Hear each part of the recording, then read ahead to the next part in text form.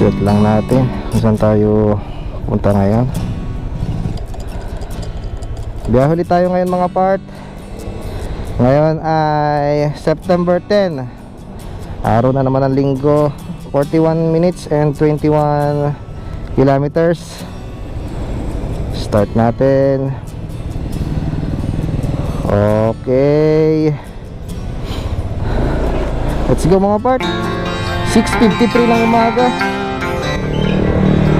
Ayun, medyo tinatanghali na naman tayo. Lagi na lang. Okay, destination natin mga part ngayon ay sa Cuenca, Batangas, sa Lumampao View Deck. So explore tayo sa sa parteng Cuenca mga part. Okay, shoutout nga pala sa aking bagong kaibigan, si Carlos Vlogs. Maraming salamat bro sa panonood lagi sa akin. Parehas kami ng ng ginagawang content dito sa YouTube, yung pag-ikot-ikot dito sa amin sa Batangas. Isang linggo na agad mga part nakalipas buhat no nagloop tayo sa Mabini, Batangas. Kasarap ng ating experience doon. Talagang inabutan tayo ng ulan. Buti na lang at naging buo ang loob ko na tapusin yon.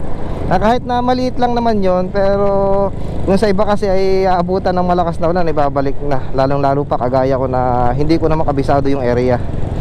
So ngayon mga part ay samahan nyo ako ha. So lalabas tayo ng Batangas City. Tatawid tayo ng kabilang bayan dun sa Cuenca, Batangas.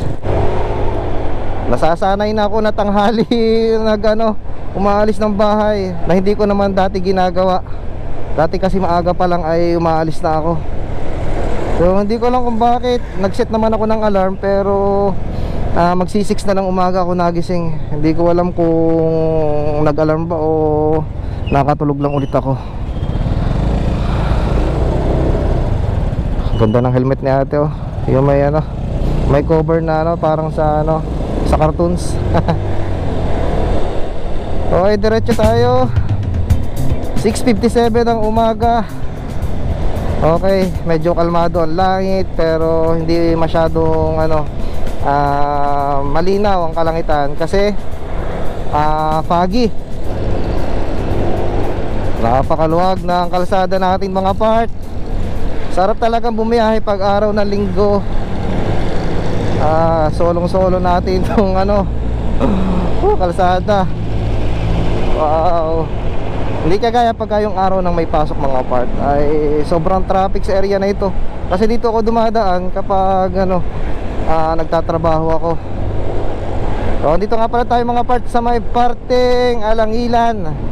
So good morning ulit sa inyo mga part. Welcome back to another episode. Okay,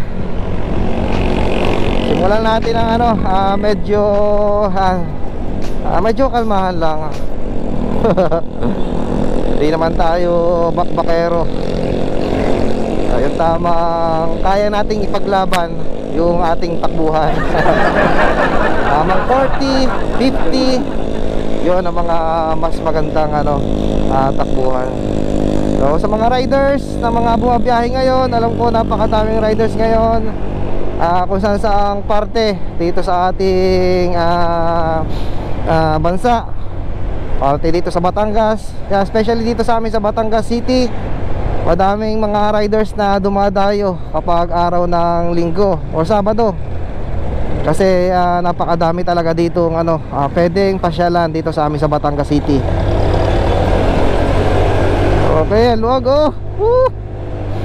Pero kahit ganyan mga part, nakikita nyo yung luwag ang ating kalsada, ay huwag pa din tayong pakakampante. Palagi pa din tayong focus. Kahit naman ako nagsasalitang ganito mga part, ay tinitiyak ko na focus ang ating nakapokus lang pagmamaneho natin. Tuloy ang salita, pero ang ating mata ay parang matang lawin pa din.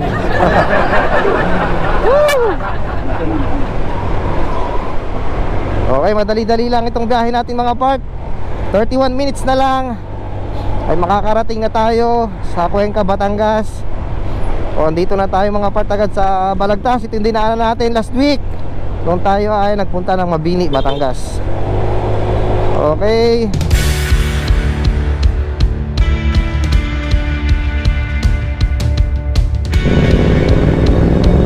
Okay, kanan tayo dito. First time nating madadaanan to. Actually, hindi ko to first time nadaanan itong way na to.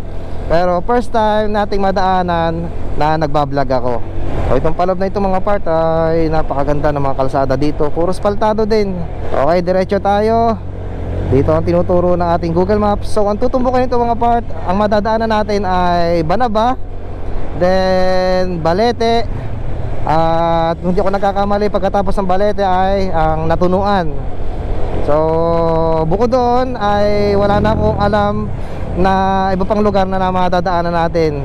Kasi yon, hanggang doon lang yung alam ko mga part. Kaya yon, tiwala lang ulit tayo kay Google Maps. Dati na tayong iniligaw nito, pero ngayon naman ay good boy na siya. Welcome Banaba East, Batangas City. Okay, ngayon lang ulit ako nakalampas dyan. Abot lang ako dun sa may Banaba Center kapag pumupunta ako dito sa may Banaba. Okay, maraming salamat nga pala mga part. Hindi ko ata lagi na isama kapag nag-e-edit ako, na palagi akong nagpapasalamat sa inyo mga part, sa inyong panonood sa aking ginagawa na pag-iikot-ikot dito sa aming sa aming bayan dito sa Batangas, at saka dun sa dito sa amin sa Batangas City. So ayun, kahit kaunti tayo mga part, alam ko konti lang tayo, pero napaka-solid mga part. Talagang hindi nyo ko iniiwanan. Alam ko sa umpisa yan, konti lang yan, pero naniniwala ako mga part na dadami din tayo. Tiwala lang sa proseso at dire-diretso lang tayo mga part sa ating pag-upload dito sa ating YouTube channel. Hindi ako masyadong active sa Facebook mga part. Talagang itong aking kinakarir, itong ating YouTube. Kasi kahit pa paano ay dito tayo kumikita mga part. Maliit man yung ating kita, pero goods na yung mga part. At ayun, talagang nagpapasalamat ako sa inyo dahil sa hindi nyo pag-skip ng aking mga ads. Medyo nadadagdagan yung ating kinikita dito sa YouTube. Syempre, yung kinikita natin mga part na yun, kahit na kukonti, ay malaking tulong na yung mga part sa pandagdag natin ng mga gastusin dito sa ating pagra-rides mga part. Syempre, kailangan natin ng panggas, pangkain sa tuwing tayo ay bumabiyahe. So napakalaking tulong talaga mga part na hindi nyo pag-skip ng ads. Napakaluwag ng kalsada dito sa may Balete mga part.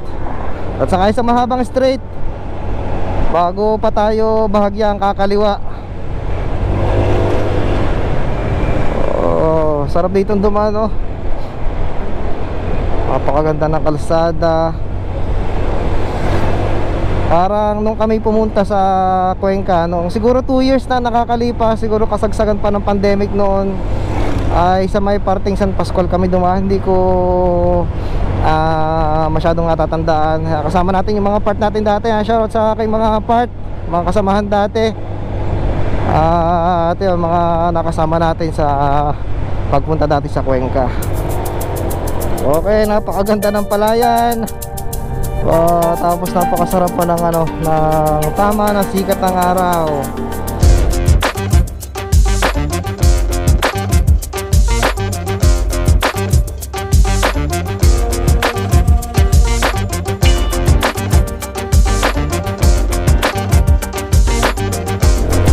Nakalabas na tayo sa Natunuan.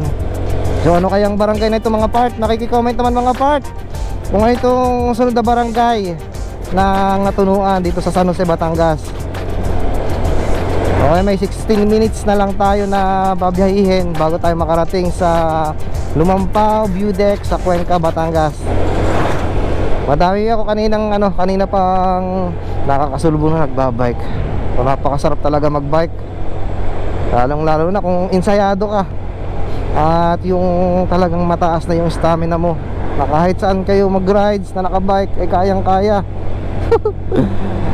So ako, hanggang doon lang kami sa hanggang doon lang ako sa barangay namin. Hindi ko kaya lumayo kasi wala naman akong ensayo. At medyo yun, nananaba na nga ako. Medyo lumalaki ng ating tiyan, kamomotor.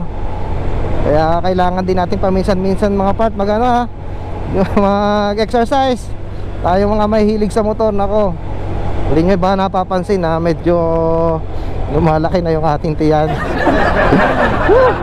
Time check tayo, 7:25. 10 minutes na ata nakakalipas buhat nung tayo nag time check. Puro tayo time checks syempre para updated kayo kung gaano kalayo yung ating binabiyahe. Syempre kasama kayo sa biyahe ko, kailangan alam nyo yun. So may 13 minutes na lang tayong lalakbayin. Emmanuel Elementary School.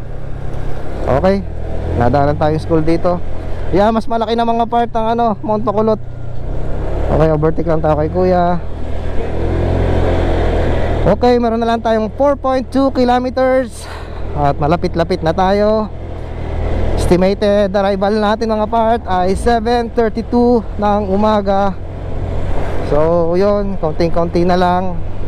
Pero syempre hindi yan masusunod. Laging hindi masusunod yan si Google, kasi mabagal tayo, masyadong mabilis yung estimated ni Google eh. Siguro ang takbo ni Google ay estimated mga 60 to 80 kilometers per hours. So ang takbo naman natin nasa 40-50 lang. Tapos hindi naman tayo nakakapag 50 palagi, kaya lagi tayong delay ng konti. So okay naman yun, hindi naman masyadong malayo ang pagitan. Kuya, pwede kumaliwa? Ayun, mas magaling na nagtanong. Hindi ko kasi kabisado to. Okay, welcome pamahalaang bayan ng Cuenca. So bahagyang kanan. Okay, dito sa bandang kaliwa natin mga part ng kanilang pamahalaang bayan. Okay, dito tayo pinadaan. Tiwala tayo kay Google. Parang nung huli namin punta, doon kami sa kaliwa. Pero ang alam ko, naligaw kami noon at nagtanong-tanong lang kami. So dito, makasigurado naman tayo na hindi tayo ililigaw. Google Maps yan eh. Kita nyo mga part to. Oh, napakalaki. Nasa paanan na tayo mga part ng Mount Bacolod. So ilang minuto ay pinapakaliwa na tayo ni Google Maps. Ayun, malapit na. Nakikita ko na yung pinaka-pinpoint ng Lumampao View Deck. Dire-diretso tayo mga part. Sabi ko na yan si ate, galing yan doon. Kanina pa mga yan nagbabike. So tayo lang talaga ang ang tanghali na. Siguro dire-diretso na lang to, wala nang ibang lilikuan. Medyo pakurba-kurba lang ang daan, pero itong mismong pinaka kalsadang ito ay doon ang tutumbukin. To Mount Bacolod Rocky Road. Dito. Ay hindi, Cuevas. Doon yung siguro doon ang daan sa may kanan pagka mag-hiking. Okay. Wow, nakikita ko na dito mga part ang lawa ng Taal. Dahan-dahan na lang tayo. Doon lang tayo sa may sa may gilid. Pwede naman siguro.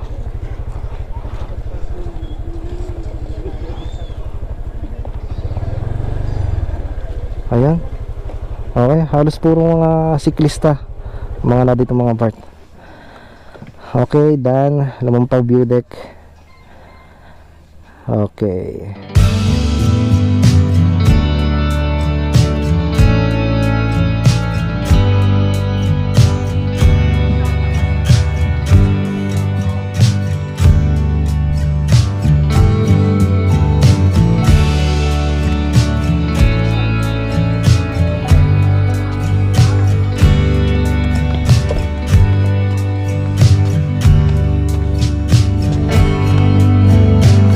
Dalawa pa lang mga part dito, pinaka view deck. Isa yung nasa itaas. Saka ito, sa may maliit dito. Dito tayo sa maliit. Pero may mga tao din dito. Mas madami kasi dun sa mas madaming tao dun sa itaas.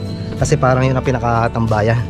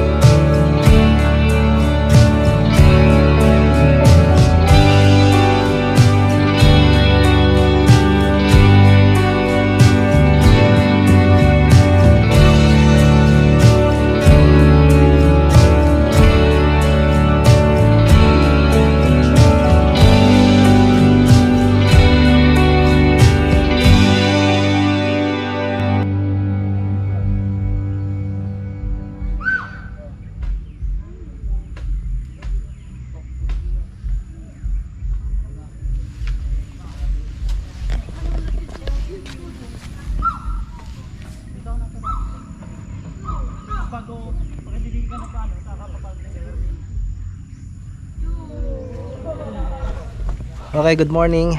Touchdown, Lumampao View Deck dito sa Cuenca, Batangas. Napakadami ng ano, ang halos madami ditong pumupunta mga parte yung mga nagbabike. Kasi nga yung kagaya ng sinabi ko kanina, ito. Ayan, binabike nila yung mula dito sa itaas papunta sa baba. Ayan, may mga riders. Ayan yung kanina mga kasabayan ko na bumaba. Binigay yung ibaba nitong view deck. Ayun, hindi na ako bababa. Kasi nung nakaraan naman, nung dating nagpunta kami, ay umabot kami dun sa baba. Kaya nga lang doon kami dumaan sa 1,500 steps. Naalala ko pa dati si Part Jason. Shoutout kay Part Jason.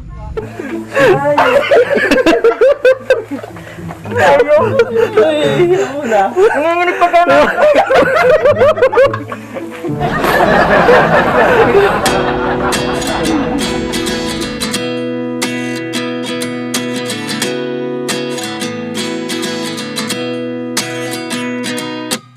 At 29 and I find myself wondering what did happen to the last 10. I ran away with my life, fast forward, never turn back again. It's kind of funny that the more we pass time, the more we need to set the rewind.